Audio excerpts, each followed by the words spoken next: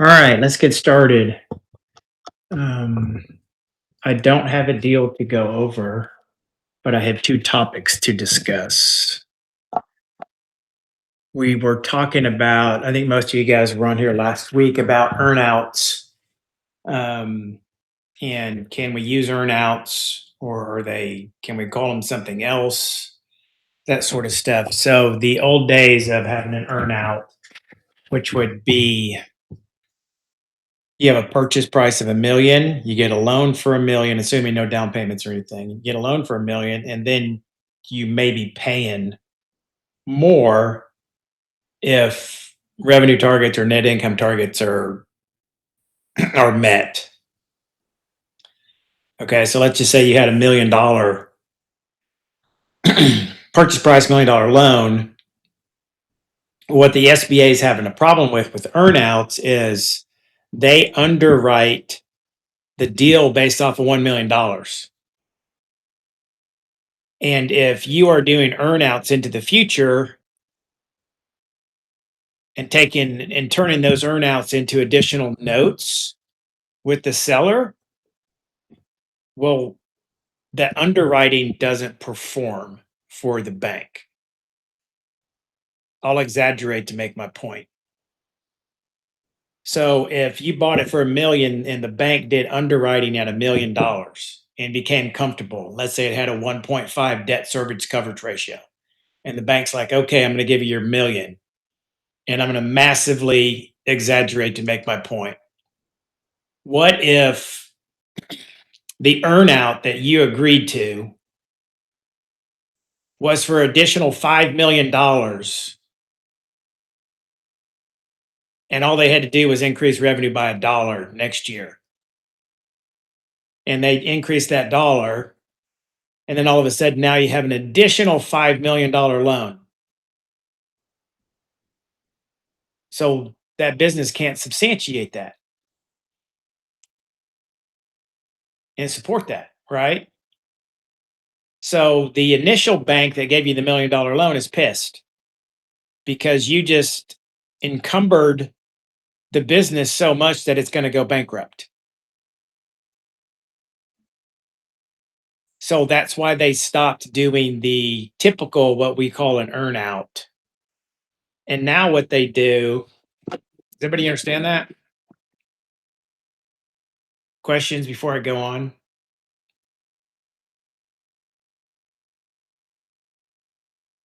Okay.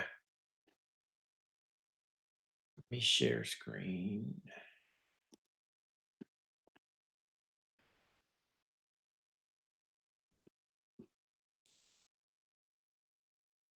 Okay.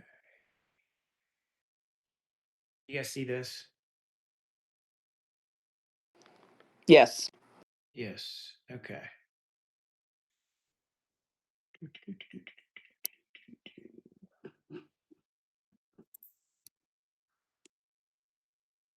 There it is.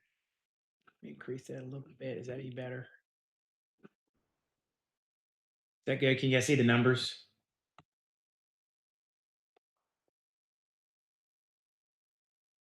Is that a yes?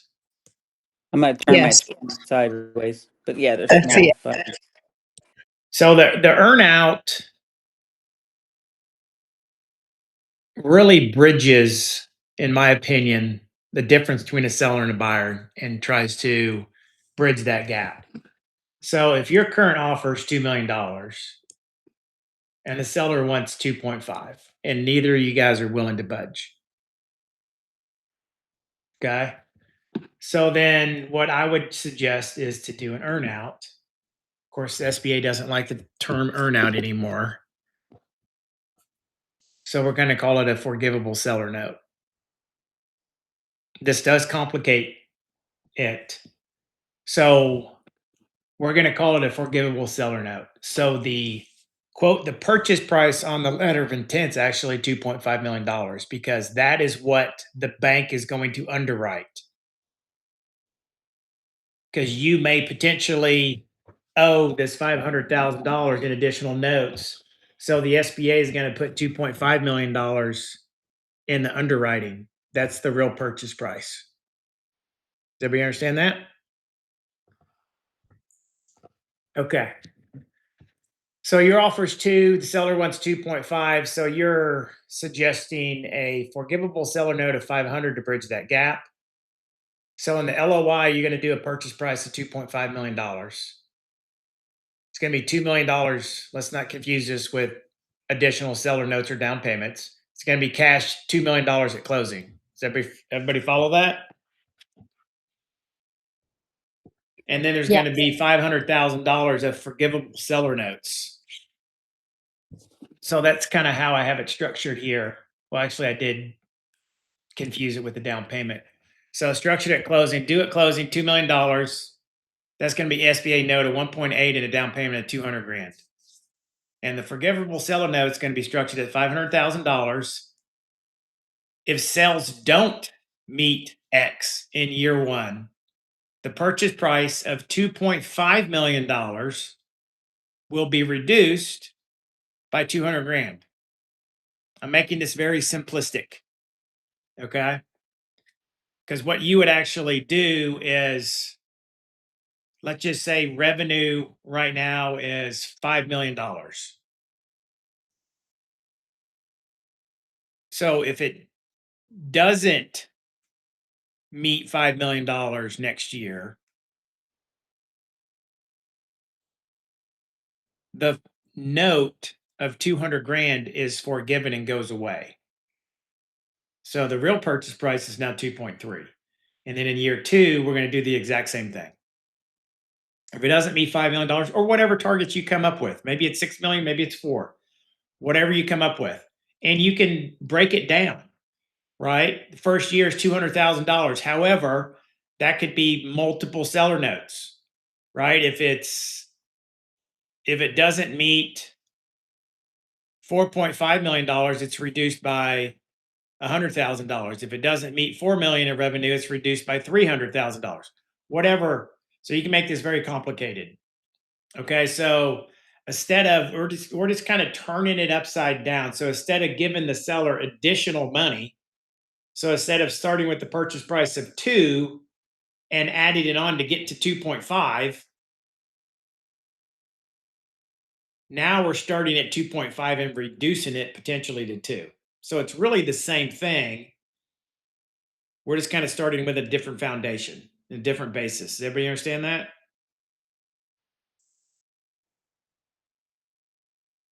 It creates some complications with underwriting, but it should not be an issue if you're buying it right. If you're starting off with the current offer of 2 million and that's a 4.5 multiple, you're going to have problems doing this.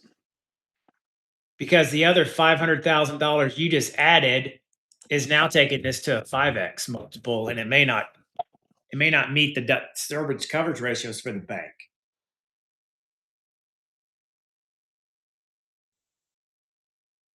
Everybody understand? Kind of a confusing topic, but super important if you like a company and you think you're getting it at the right price and you're just $200,000 or $300,000 apart, then this is the way you do it. So SBA doesn't fund earnouts. It's more. Let me get my question here because I had it written down. So SBA doesn't fund earnouts, but they do like seller carry.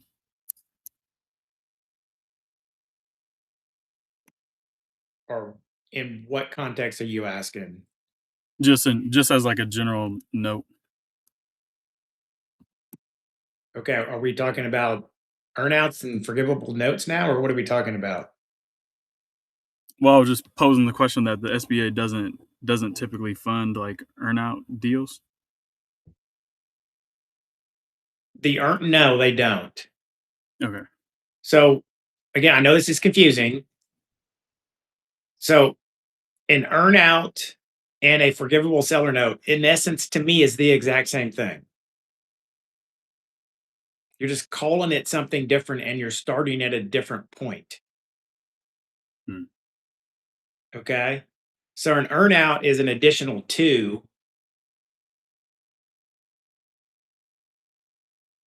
the purchase price.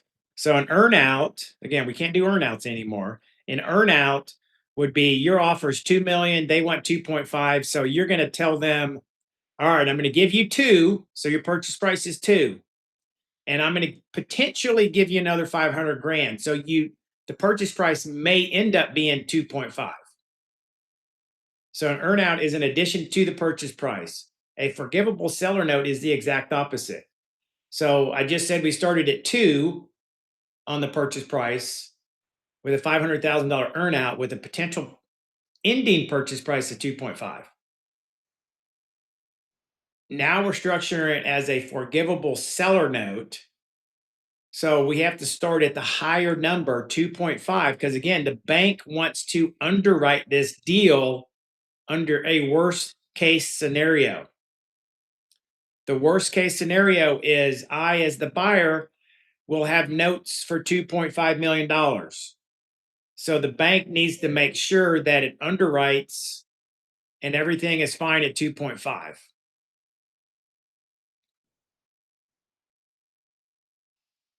Okay.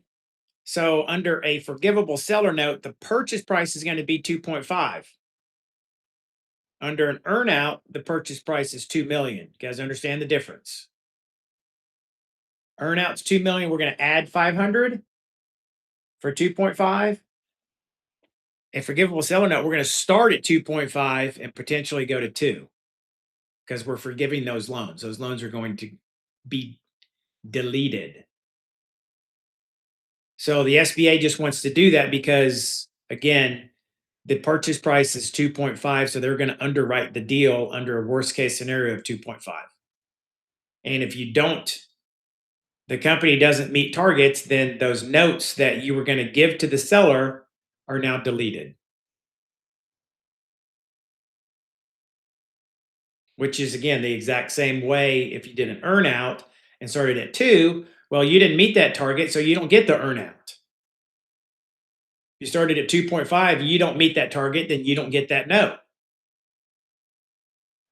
So under both scenarios, under an earnout and underneath a forgivable seller note, if none of the targets are met, what's your purchase price? Your ending purchase price under both scenarios. Target 1, target 2, and target 3 in year 1, 2, and 3 were not met under either scenario. What's the ending purchase price at the end of year 3? 2. 2 under both scenarios, right? Yes. Question. Yeah. So this negotiation feels like you're working from a negative, whereas the earnout feels like you're offering a positive. It does the seller feel that when you come to them with this? Yes.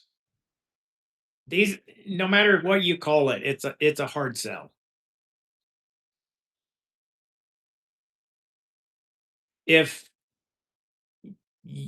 it's a conversation that the broker needs to have, and if the broker does a good job, then the broker can and should be able to sell this to the seller.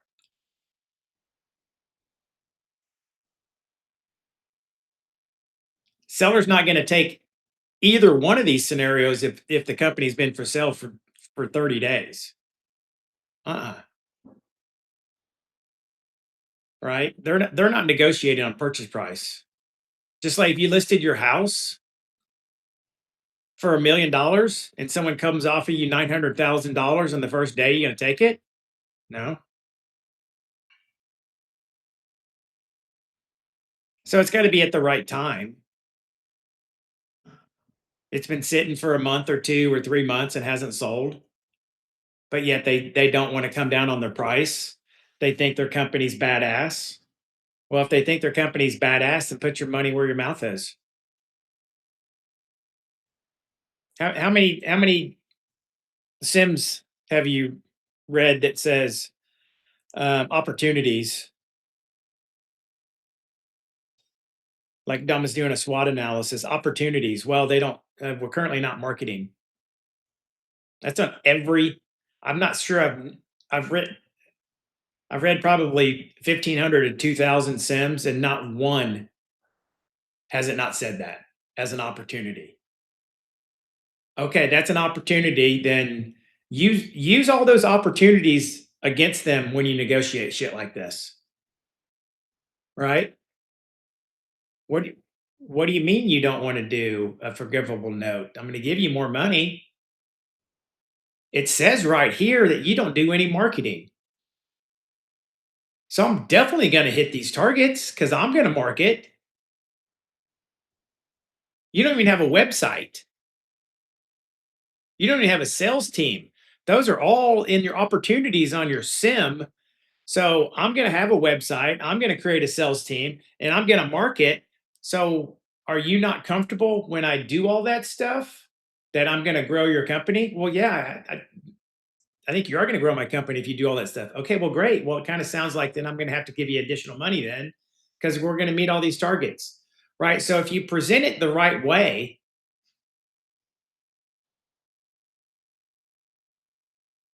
and put their money where their mouth is, then this is doable if you approach it in the right way. But either way, this is a hard sell.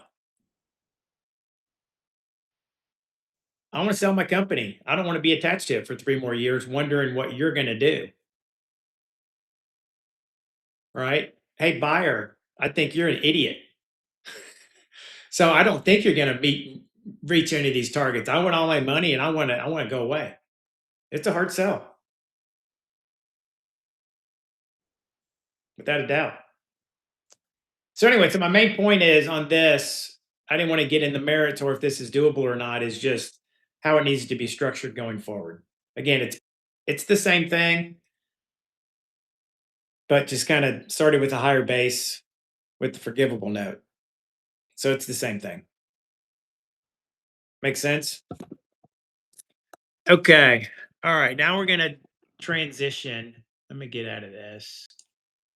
We're going to talk about add backs.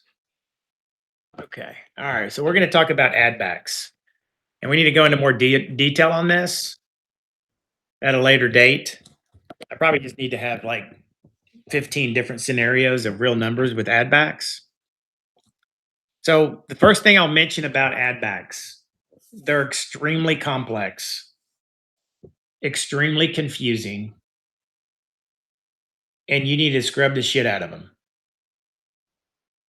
I feel like people don't question add backs because they don't know what they are. If they should be an add back or not. Okay. The typical one is an owner salary. That's an add back. You're taking over for that person. That's an add back. Their payroll taxes associated with that salary is also an add back. How about a spouse's salary? Is that an add back? It says so on their document. It says that it's an add back. Do we know if it's an add back? It depends on if the spouse actually does work or if you'd have to have a person take over their responsibilities, right? Exactly. So I just asked the broker. So I'm just gonna play devil's advocate here and go through different scenarios. This is a big one. Okay. This is only rectified and codified in asking several questions, both of the broker, of the seller, and then of workers doing due diligence. You got to talk to the workers without the seller around. Right? Okay, spouse. What should we call spouse? Let's call him Rob. Owner is a female. Their spouse, Rob, is an accountant and he does the books. Okay. So seller says that Rob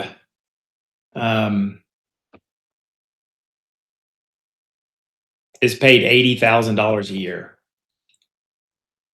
And they work full time.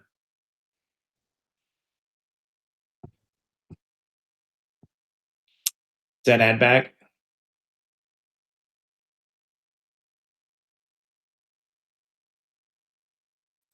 I'm going to say yes, but you'll still have to pay for accounting. So would you just like Exactly. only add in like what an estimated cost for someone to do accounting would be? Good. I think I'm following you.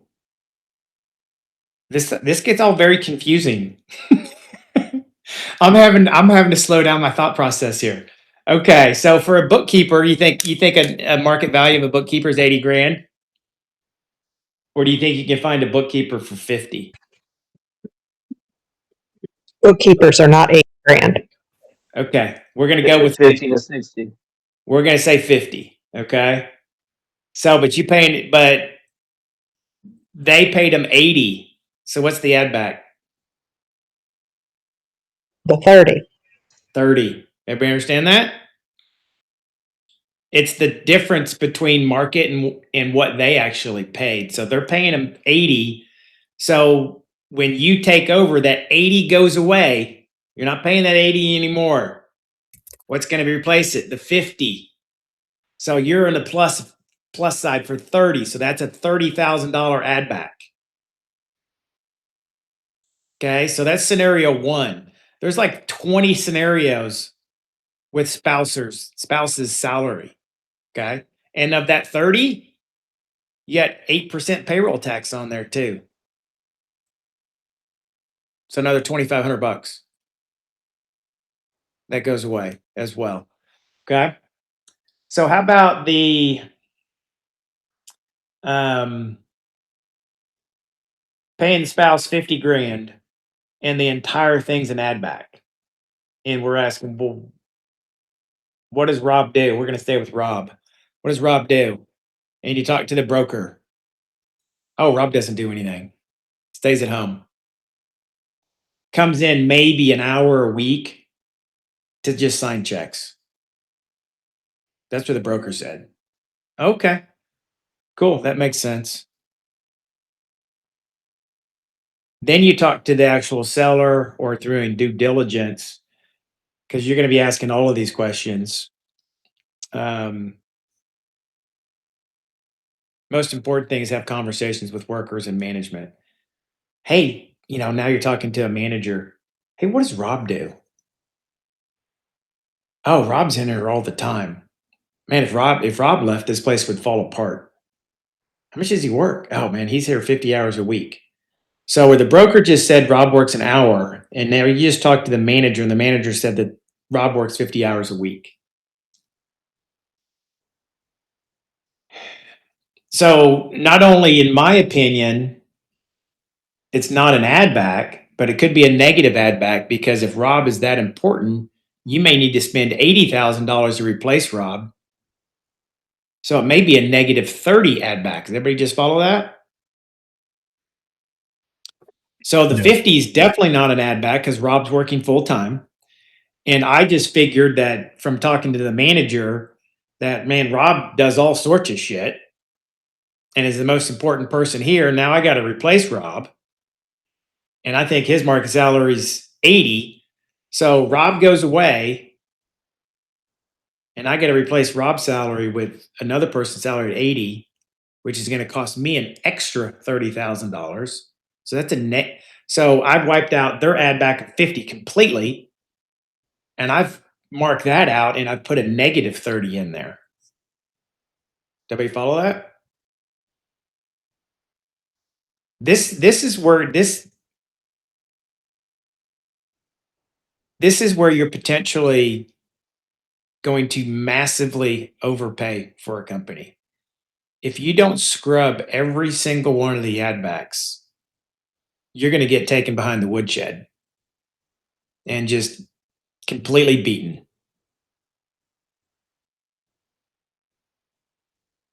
Because that scenario right there, I just did an $80,000 swing, and oh yeah, you're paying a 4x on this company.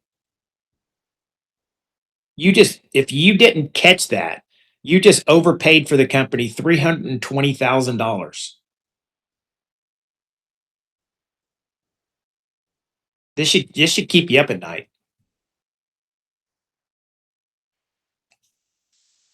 Okay. So, and you don't have to figure a bunch of this stuff out until due diligence. You can catch some of the stuff up front, right? Kid salaries. So I could talk about spouses' salaries for 4 hours. Kid salaries, those are thrown in there all the time. A lot of times they're valid. Paying a 16-year-old kid $40,000 a year, they're most likely probably not working. So those are probably valid. Okay. Benefits. So owners, and this is all just vouching stuff through due diligence, life insurance. So they pay themselves, or they expense $10,000 a year for life insurance. Okay. Their health insurance, if they're contributing with 401k, their car expenses, their cell phone, all of that sort of stuff are add backs. Okay. Super easy through the due diligence process. Really easy just to vouch all that sort of stuff. Again, these are expenses that are going to go away. I am the owner. I go away. Well, you don't have to pay for my health insurance and life insurance. You're not paying for my car anymore, my cell phones. All those expenses go away. Okay. I mentioned this before. We're going to stop and talk about life insurance. Okay. Make sure when you buy a company and you run through life insurance, and that is a requirement from the SBA right now, is you have to get life insurance where the beneficiary is the bank. You get a $1 million SBA note, and it's going to be for 10 years. Most likely that bank will make you get a life insurance policy where that bank is the beneficiary. If you die, you're going to pay off the loan. It's not going to go to your spouse. You should have extra life insurance for that. It's going to pay off the bank. Okay. But I'm going to pivot to life insurance. Let's not talk about life insurance with the bank. You just have life insurance where your spouse is the beneficiary, your children are the beneficiary. And you expense, it's a $15,000 premium per year. And you think it's a good idea. Well, shit, why don't I just take that as a deduction from my business? Okay. Anybody think that is a problem?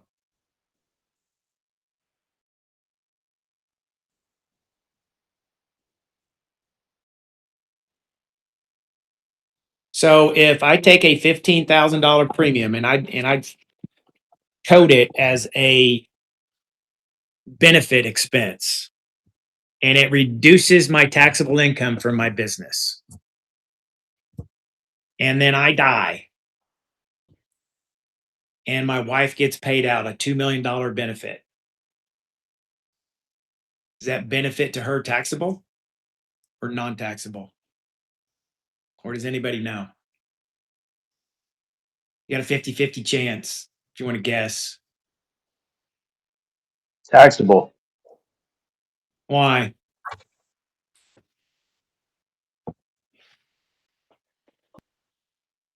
It depends on how the policy was set up.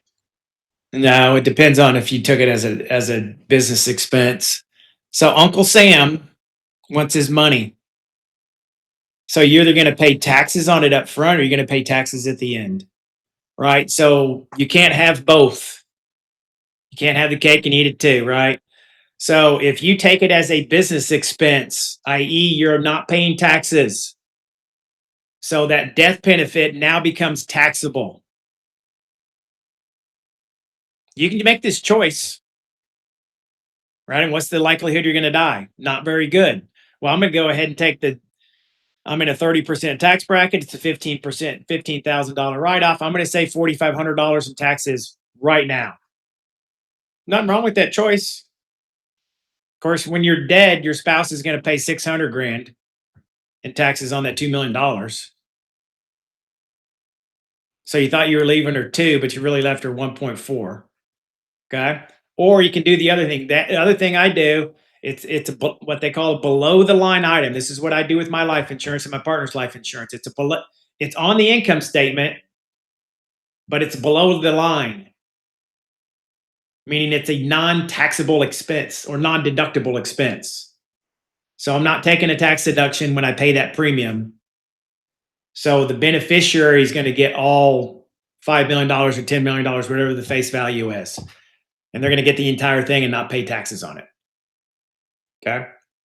So just something to think about when you start taking deductions for life insurance. Talk to your CPA. Make sure you understand what's going on there. Okay. So we pivoted there a second. So back to add backs. This one gets really confusing is rent.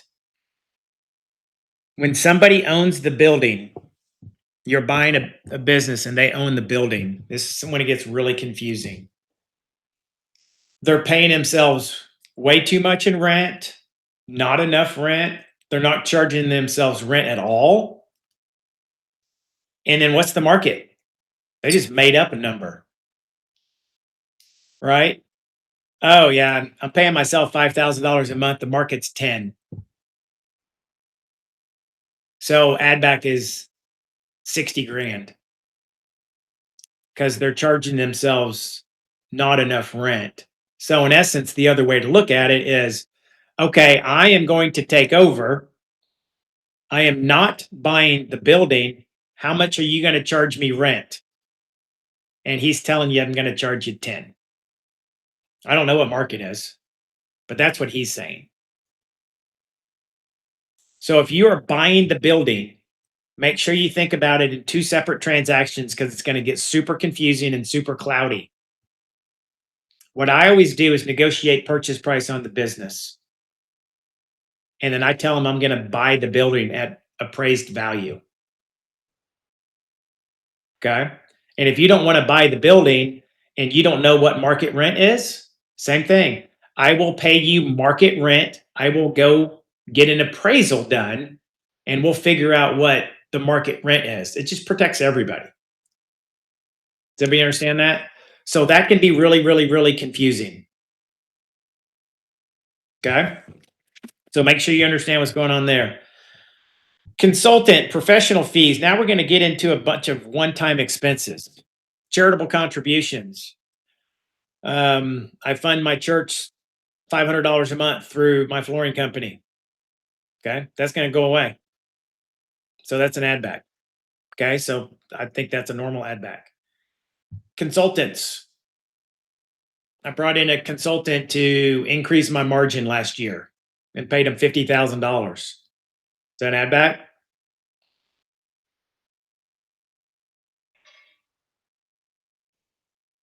What do you think?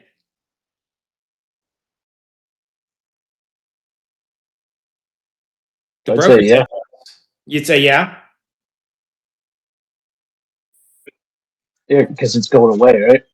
If it's a one-time expense, then yes. But if it's a recurring expense, then no. All right. Okay. I would take it under advisement. We'll see. So this kind of segues into one-time expenses that are add backs. I had to a customer sued me and I spent $40,000 in legal fees for that lawsuit. Is that an add back?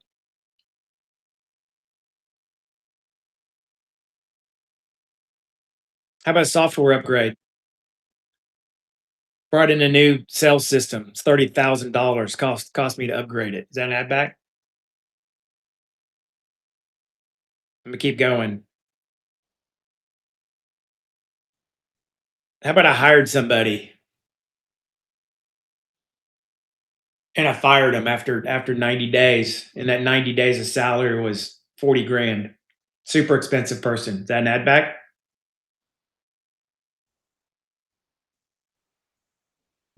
I'm gonna keep going.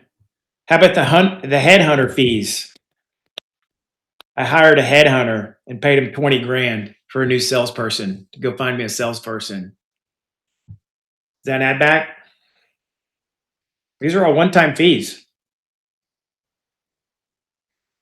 How about I opened up a new division. Let's just talk about my flooring company. So I decided I want to start selling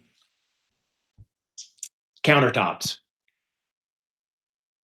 And I retrofit the showroom and I brought in a bunch of samples and went through a bunch of training and spent 50 grand. And after 6 months, it was just a complete failure. We didn't sell any countertops and I just discontinued it. So that $50,000 then add back.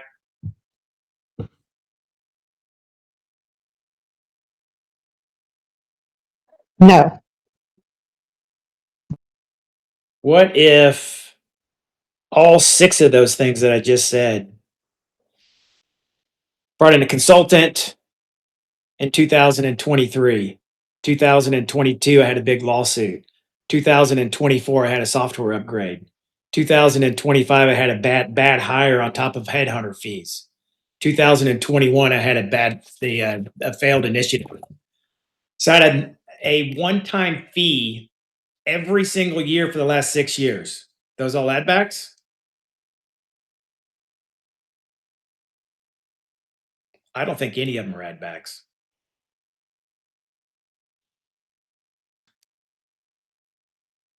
They're all one-time fees, but they're all, to me, a cost of doing business. We all make bad hires. That's a one-time fee, but it's a cost of doing business. Oh, I want to grow. So let's try to start selling this product. And yeah, that didn't work out. Well, that's a cost of doing business. A lawsuit, cost of doing business. Yeah, it's a one-time fee. What if I get sued again? What? I'll throw this out here. Let's take all of that shit off. I got sued 5 years ago, and I got sued this year. Both of those add backs? No way. It's a cost of doing business. In my opinion, that's a cost of doing business. It's a cost that you're going to have when you buy that business. All 6 of those things I just said, you're going to incur all of those expenses yourselves. They may just be one per year, but you're going to incur all of those and maybe some other ones.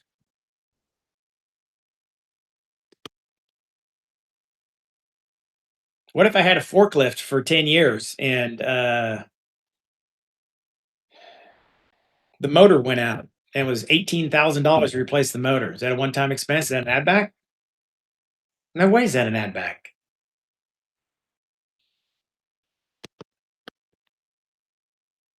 What do you guys think? Do you think those should be add backs? Do you think, I'll say it the other way, do you think after you take over and in 5 years, the first 5 years, you're not going to incur any of those expenses? Anybody? Anyone to raise their hand? If nobody is raising their hand, then in my opinion, none of those are add backs. But you just looked at a company that had every single one of those as an add back, and you took them because you didn't know what to ask. Well, Paul, let You got to me. remember who is, let me finish my thought. You got to remember who just produced that add back sheet. Who produced it? A business broker who we all know are dumbasses, or the seller, right? Who really doesn't even know what an add back is himself. So 1 or 2 people that do not know anything about what they're doing produced that schedule. But you just took it. Yep, that looks good. Oh yeah, that's an add back. That makes sense. Oh yeah, that's cool. Yeah, those are all good add backs. Man, you got to scrub those upside down, backwards, forwards, sideways. Throw them up against the wall and beat them with a broom. until you understand that. We're buying a business for $1 million. We want to make sure we're buying it at the right price. And how we overpay for things is not understanding add backs. So the question then is when you're reviewing that is one, is it a one-time fee? And two, am I going to incur that one-time fee if I own the business when you're evaluating it? Is that a Right. safe assumption? Okay. Right. Yeah. A one-time fee to me is something that happens like every 25 years. Like you just had a fire and you were shut down for 45 days and you had a $50,000 deductible and you did no business for 45 days. That is an add back. That is a one-time occurrence that you most likely will not happen to you when you own the business for 20 years. That is a one-time occurrence. All these people put in, they call them one-time occurrences, but yet they seem to occur all the time. Right? It's like it's got a one-time occurrence is getting struck by lightning. That's a one-time occurrence. Right? Something that just never happens, or getting bitten by a shark, or those are one-time occurrences. Not having a bad hire. It happens all the time. Okay, what else do I got on here? So I just bring this up. I know I just confused the shit out of a bunch of you guys and hopefully scared the shit out of a bunch of you guys, which is perfect. But that's what I'm here for, right? So I'm going to help you through all this sort of stuff, but it kind of opens up your eyes now to make sure that to question all of the add backs, okay? And one of somebody else that's on our side as the buyer on add backs is who? The bank. The bank's going to scrub the add backs just as much as you are. So that's what's good. I think a lot of people are like, oh, well, man, I wish I could do 100% seller financing. Well, man, you're out there by yourself. Having the bank is more scared about buying this business than you are. They're just writing a check for $1 million for you. If it goes bankrupt, they lose $1 million, and potentially you lost the $50,000 down payment, and that's it. So the bank is more scared than you are on this deal. So they're going to scrub those add backs too. Okay. Some personal stuff, travel. I don't know how you substantiate travel. Oh yeah, I went to Boston. That was personal. Was it? I don't know. Maybe you flew up there because you want to open up another office in Boston. I don't know. So that's really hard to figure out if it's an add back or not. A lot of people run expenses on their houses. They'll do a kitchen remodel, cost 50 grand, and they run through all of those expenses. Meals. They just said there's $6,000 worth of meals as an add back. Are you shitting me? How am I supposed to substantiate what's a business meal versus what's a personal meal? And when I bring up travel and meals, what I don't like is I typically will walk away from deals that has a shitload of add backs. So let's say, I'll exaggerate to make my point here, that the tax return says they've made zero income. And they have $1 million worth of add backs. And now that's your new seller's discretionary earnings is $1 million. And that $1 million was 72 different items. You buying that company? No way. You think you trust that person? They're massively cheating on their taxes. Probably doing illegal shit on cheating on taxes. Second, a bank, this is why I don't want to spin your wheels, if you find something like that, a bank won't loan money on it. So don't waste your time. That's what we call non-bankable or non-loanable. If there's just a gazillion add backs. right? So when travel and meals and the numbers are big, that just scares the shit out of me. Right? Like if the travel is on there and you can substantiate it that they went to Switzerland and spent $50,000 skiing, okay, that's probably not a business expense. But I'm in Dallas and I just flew to Austin. Is that business or personal? Well, I said it was personal, so it was an add back, but there's no way to substantiate that. So the point I'm trying to get at is travel. If they have a shitload of travel on there as an add back and a shitload of meals, it just kind of I just don't feel comfortable with that about the situation. Okay. Interest expense is an add back. And why that's an add back is they have a loan, all the loans are going away. You're not going to have any loans, right? When we do this, you're assuming we assume that you're paying cash. So you won't, if you pay cash, you won't have any interest expense. So that's why that's an add back. Does everybody understand that? And then last two is obviously depreciation, amortization are both add backs. Those are just bookkeeping, book entries, and are soft cost. And so those are add backs.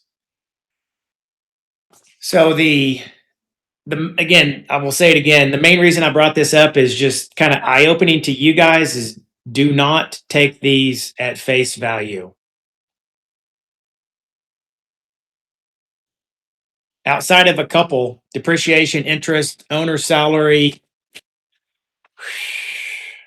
I mean, I don't even like owner's cars as an add back. Are they not using it to go on business trips and business meals and going to clients?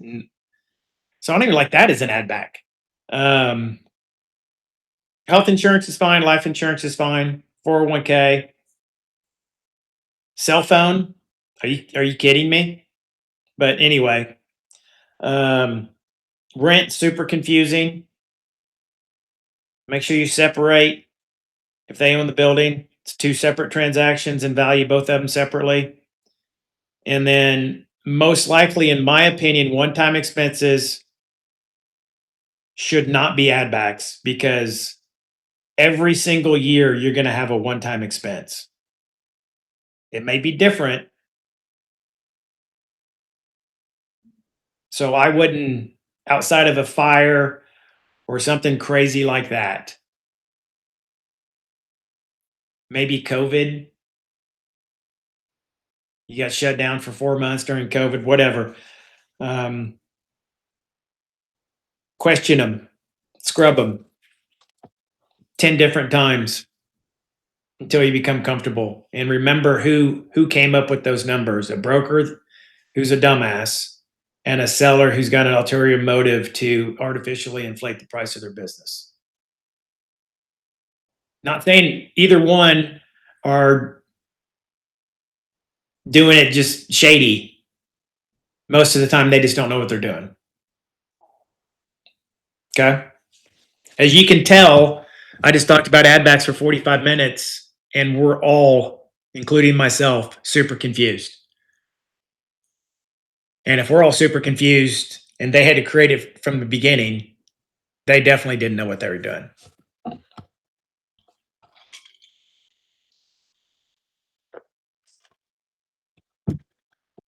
Who's gonna lose some sleep tonight now that we talked about add backs? I think I probably will.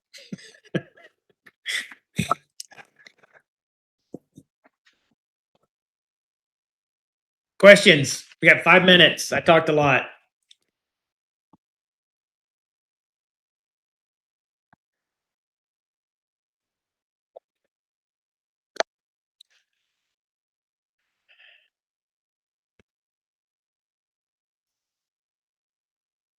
None?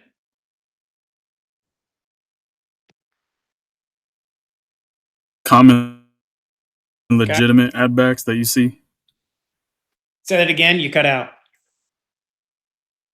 Can you repeat the most common legitimate add backs that you see? Owner salary. The payroll taxes associated with the owner's salary. and then the benefits for owners. So life insurance, health insurance, car, cell phone.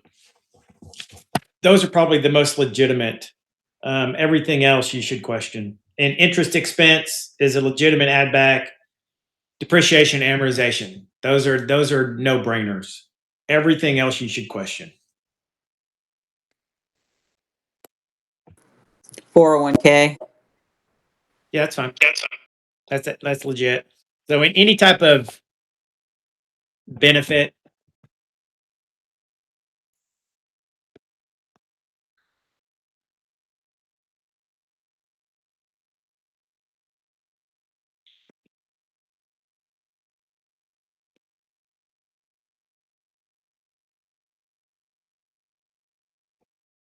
Mr. Stimco, you want to call me after this and talk about your LOI? Yeah, sure. Yeah, okay. Just give me about 5 minutes after we get off this call and then holler at me. Okay.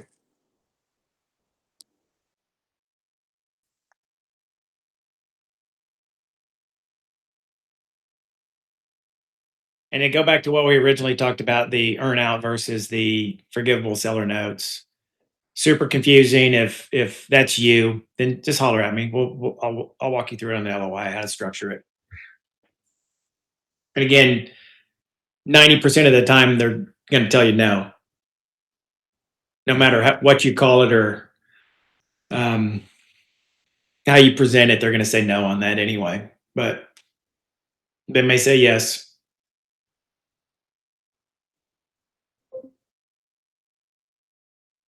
Okay. Cool. I guess we will talk on Wednesday. Thank you. Okay. All right. See you guys. Thanks. Bye.